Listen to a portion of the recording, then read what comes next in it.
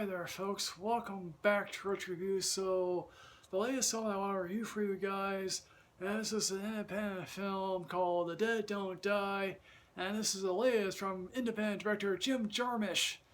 And apparently, I think I saw this last film, Only Lovers Left Alive, which had Tilda Swinton as a vampire, and I thought that was one of the more weirder films I think I've seen. I kind of like that.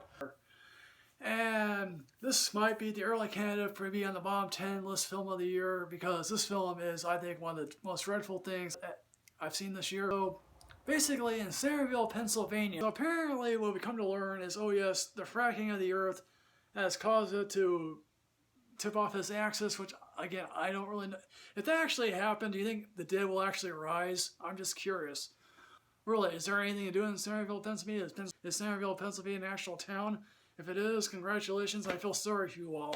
We spent a good 5 minutes with Bill, who is a policeman, and with his deputy, played by Adam Driver, as they argue the meaning of Sergio Williams' song, The Dead Don't Die. And of course, a couple of murders happen. That we come to slowly realize, oh yes, the dead are alive. Vacant looks on their faces. I think I saw this in a theater with maybe a good dozen or two people. The theater emptied out. Apparently 2 people were like, yeah, that's amazing here, folks. Boy, I wish I could say the same. If you're a Jim Jarmusch person here, congratulations, you will have your fill. We have also another cop played by Chloe Sevigny, who I clearly cannot tell you why Chloe Sevigny is in this. Then it's populated by a whole bunch of other people I could not care less about, including Danny Glover as what exactly is Danny Glover supposed to be, I could not tell you or the darn. Here's the thing, I love to see Steve Buscemi pop up in anything. He's totally wasted here as a farmer who is a Trump supporter, and he has a dog named Rumsfeld. Rizzo shows up as a truck driver. I don't understand why that's supposed to be interesting at all. Literally, this film is boring. This film is tedious. This film is a waste of time. Tilda Swinton shows up as a Scottish coroner who has a saber and acts like Michonne from The Walking Dead, only she talks. And she happens to worship Buddha, which I guess to some townsfolk is particularly peculiar. Here's apparently my sister saw this film in Paris, and she thought this film was hilarious. She said to me, isn't it funny when, Selena Gomez shows up? And Selena Gomez does show up, and she probably gets killed.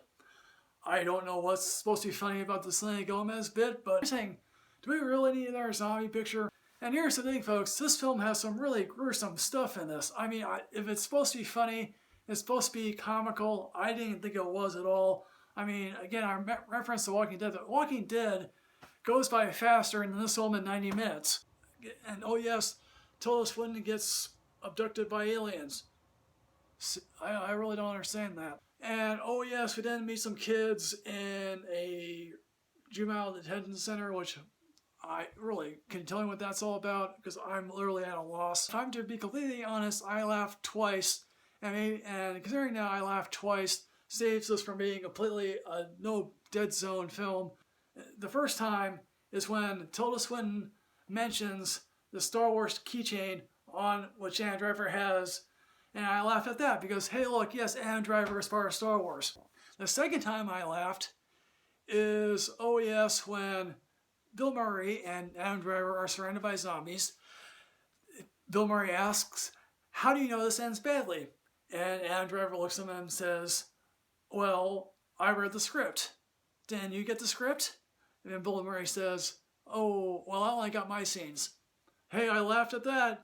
Here's the thing, folks. It takes a lot for me to want to walk out of the theater. Now, I've never walked out of the theater in my life. Occasionally, we'll go to the bathroom a lot or get soda a lot.